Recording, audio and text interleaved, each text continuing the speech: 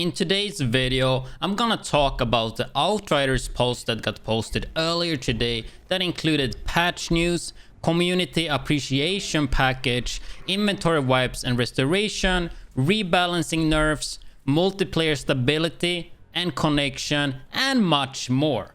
Before we get started though, I just want to say that I upload Outriders videos daily and also live stream on twitch.tv/widdz, so make sure you subscribe and follow for new Outriders content. With that said though, let's get started. So starting with the patch news, the first big patch for Outriders is on the way. It is currently scheduled for the next week with no specific day, as they are identifying even more issues and testing fixes. Once all platforms have the same patch version, crossplay will be active again. With that includes multiple fixes to different crashes, overall stability for matchmaking and closed matchmaking by default, HUD disappearing fixes, and many other minor fixes. PC specific, they fixed the issue where the GPU was not being fully utilized, and this is something I had big problems with, especially if I would play on DirectX 11. I would barely have my GPU use more than 50%, so I'm really excited to see this fix. And also additional fixes and changes are being worked upon to be delivered through their later follow-up patch to this. Then they also talked about their disappointment with the launch weekend, since it didn't go as they planned with all the server issues and such, and with that they also planned a small appreciation package for launch window players. So any people that played between March 31st to April 11 will be eligible for that, and it will also be provided to people that had their inventory wiped and restored. So the reward itself will be to your highest level character, where you will receive a level appropriated legendary weapon, a level appropriated amount of titanium, and the emote frustration, which is otherwise unobtainable at this moment in time, and these are their intention, but these details are subject to change based on what is technically feasible for them to do. Then talking about the inventory wipes and restorations, they believe this bug is gonna be greatly reduced when the patch hits. When the fixes are in place, they also intend to do a one-off mass restoration. The restoration should take place on a specific day and should be a one-time event. There's no exact date yet, but they're hoping for this to occur in the coming weeks. Any issues with the autosaving is not possible to restore, since there's no data from that. They also do plan to equip their team to help with any individual restoration that are missed or that happens in the future. They also said they will try their hardest to make things right, but they can unfortunately not make guarantees for the specifics of the above or the timeline of this, as they may run into technical difficulties that delay their work. Then we have the most interesting thing here, in my opinion, which is the rebalancing, which is usually just the finer words for nerfs. I think it's important though to understand that most likely they're just addressing the super OP stuff for now, while other underwhelming stuff will receive buffs later. I also do think the nerfs you're gonna see was stuff that we did expect to get nerfed more or less. They said that this rebalancing can be done through the backend, so this is actually activated right now as you're watching this video. So we're gonna start off with the general balance notes. So Historian, Bounty Hunt and Monster Hunt quests no longer grant legendary items for each subsequent completion. And they did this because they wanted to eliminate this type of exploit behavior while still making the quest line worth the effort. The players that did take advantage of this exploit will not be punished though. Then they adjusted loot on specific enemies, being Toka Beast, Split Tooth, Sand Shifter and Cold Claw. These particular beasts are being too generous considering the required effort to take them down. They also nerfed the expedition times on Chemplant and Boomtown a bit because they were too generous in the required time completion compared to others, and they want us to run more expeditions and just not the same ones. I definitely would agree with the time on Chemplant, but I'm not sure if I agree with the Boomtown one though. Then they also nerfed some weapons, specifically marksman rifle and tactical assault rifle, where they lowered their crit damage, which was definitely deserved, at least on the tactical AR in my opinion. They also nerfed Massacre AP buff to 3 seconds temporary until they fixed the issue with the stacking cap. Then we have the bullet abilities such as twisted rounds, blighted rounds, and volcanic rounds.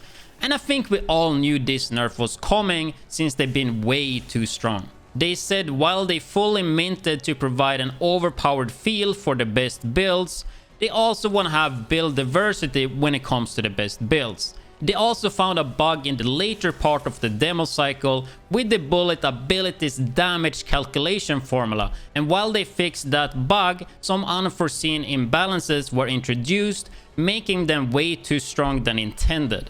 They also said they will monitor these changes, so if that is too big or too little, then they will address it accordingly. So with that said, let's take a look at the twisted rounds for Trickster first. So the base cooldown of twisted round skills has increased to 25 seconds. This was previously only 16 seconds. And the reason they changed this is because they said the infinity uptime on bullet abilities was always their intention, but they wanted to be a high risk, high reward playstyle.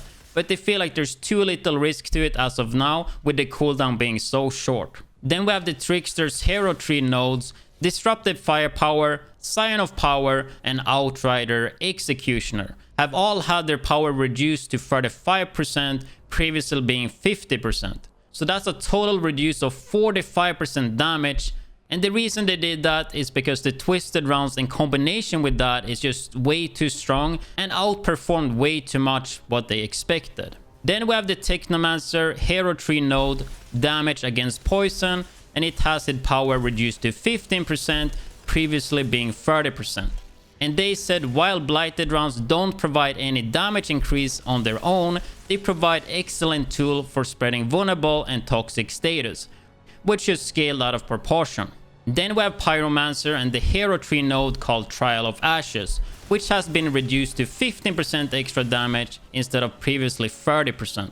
Then also something that impacts all classes more or less, which is vulnerable status effect got reduced to 15% instead of previous 25%. And that is all the rebalancing that is in the game right now. I do think we can expect more on the road though, and especially getting some buffs. These were just the most OP stuff that needed to be addressed as soon as possible.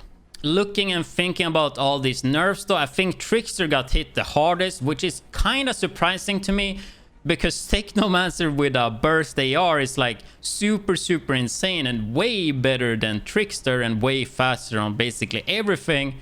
And I think Technomancer only got one nerf to their damage against poison really, so I'm a bit surprised seeing Trickster losing up to 45% damage just from the skill tree nodes. But I guess other than that they didn't really lose much, but still like 30% damage loss at least the way I play it, while Technomancer lost 50% on their damage against poison. But I guess we will see how that will work. I will level up a Technomancer soon though, so yeah, if Trickster got hurt too much, I can play a Techno, I guess. But anyway, they also talked about multiplayer stability, connection and connectivity post-mortem, which I will try to summarize as fast as I can since there was so much stuff they said about it, and I think there's so little about it you actually need to know. They said that the upcoming patches should help fix the crashes in multiplayer and improve the stability and speed, and they will continue to improve upon that experience. Their team worked throughout the Easter weekend and around the clock to resolve the server issues players were experiencing. They completely understand how frustrating this experience will have been, especially given the amount of players eagerly anticipating the launch. They had enough server scaling capacity, but the external hosted database was seeing issues that only appeared at extreme loads. But I think that's gonna be it for this video. Let me know in the comment section below what you think about all these changes. Are you a bit mad for some of the nerfs? Just let me know your overall opinion about all of this. I hope you guys enjoyed and found this video helpful though. And if you are interested in more Outriders videos, then make sure you check out my channel and hit that subscribe button so you don't miss out on any of the new videos that I'm currently working on. I also do stream live on twitch.tv/widdz, so make sure you give that one a follow as well. With that said though, I will catch you guys in the next video. I mean, I would agree overall, like the special bullets are maybe a bit too strong, you know? Like I would like to see them buff the skills a bit. Sure, like the thing is I haven't gotten the things I need to make a anomaly build. And I feel like to do one, you need to have really good pieces, which is kind of hard to get. So I don't know. Maybe they are strong. But I still don't think they're as strong as like a gun build. Which is kind of a shame.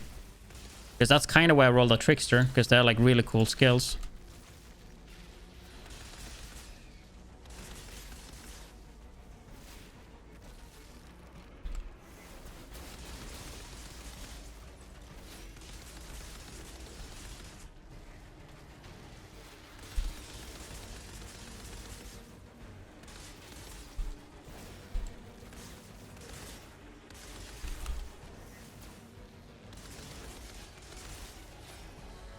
And there's a lot of annoying AIs right here.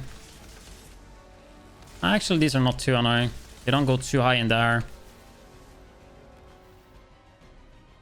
A Colosseum, Boomtown, and Chem Planet.